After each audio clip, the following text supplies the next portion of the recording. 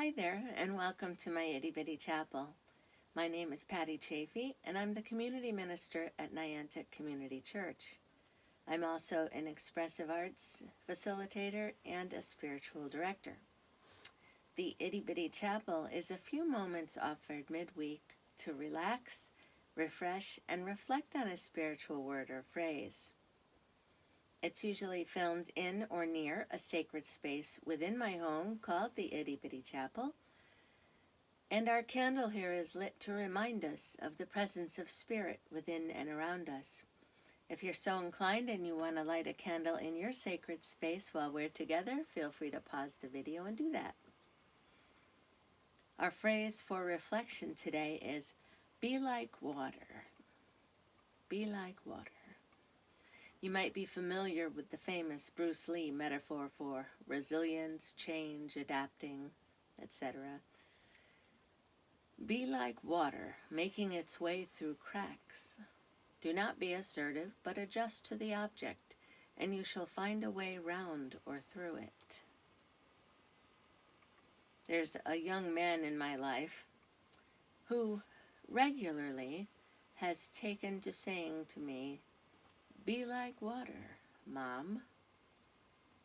Looking up what this is supposed to mean, in light of it coming from Bruce Lee, who is best known for his martial arts acting, I found it full of wisdom and an invitation to journey through life a little more fluid than I have been, perhaps a little more flexible and open to ways I had not previously been open to. I just returned from some time away on Cape Cod, where this phrase, this call, appeared to me repeatedly. Once we arrived at our destination, we had the chance to swim in a heated pool.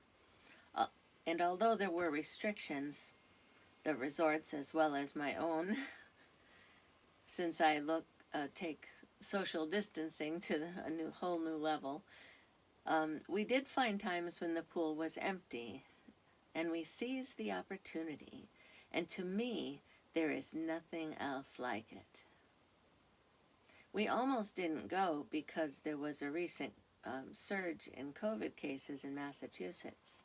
But once there, having a chance to swim felt like heaven on earth. Be like water. We visited the Nines Fine Art Gallery, home of my absolute favorite artist, Lauren DiFerdinando. She creates paintings and prints that capture the translucent nature of glass and water. And she does this with oil paints. Her work is beyond extraordinary, and I just find it captivating. We decided to buy one of her prints, and I had narrowed it down to 2. And they were small prints. And she works very large. And I sat there with one print in each hand for the longest time, trying to decide which one to get. It was up to me, and when I finally chose one, I couldn't help wondering about the other. Even in this wonderful time away, where I had this very special opportunity, alone with Jim in an art gallery of my favorite artist, and I struggled to be present. I wanted to be immersed in the experience of seeing and even taking home one of these prints, but indecision got in my way, and it felt yucky because I wanted to be more intentional, and I wanted to be present and happy with my decision. But instead, once I'd made it, I thought, I wonder if I made the right one. Didn't feel good. Be like water, I reminded myself. At one point, we went to Chatham Light, And not until we drove away did it occur to me to shoot some video for a future meditation clip. But I didn't turn around and do it. I could have, but I didn't. I only felt regret that I didn't jump at that amazing opportunity that occurred to me just a tad too late. I dislike the word should immensely. It's so full of regret if behind you, and expectations if in front of you. Then I reminded myself of something I often tell folks in my programs: don't should on yourself. Yet there I was doing just that. Be like water.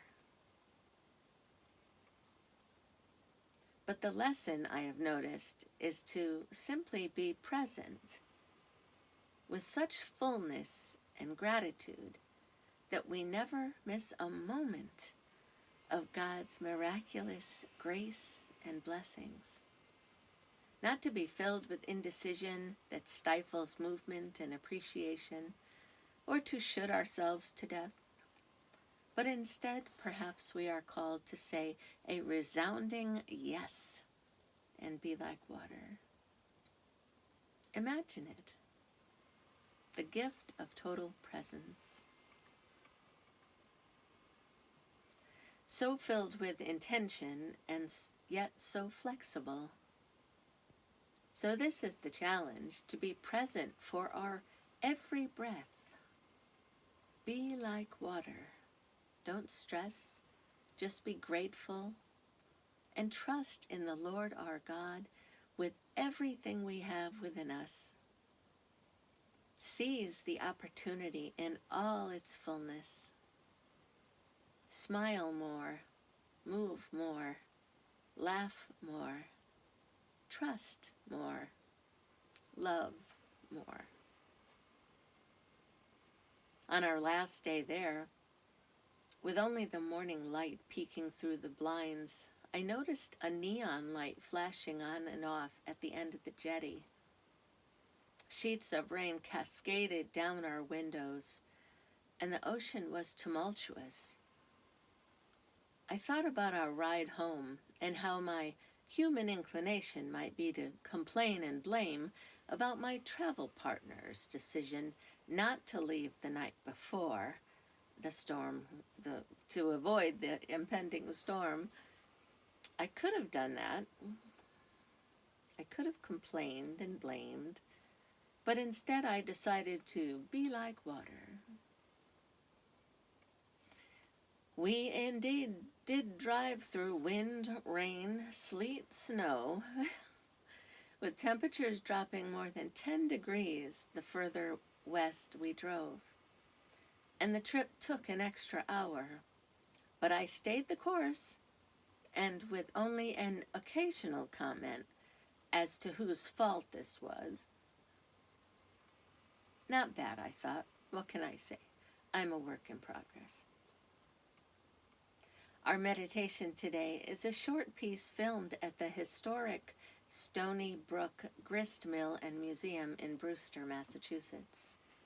With multiple waterfalls, a fish ladder and brook, there's lots to ponder there about being like water. What does that phrase mean for you? And how might you implement it into your life? I keep you in prayer every day of this sometimes curious life. And if this message spoke to you in some way, feel free to share it with others. And until next time, may God bless you in every way you need. Namaste.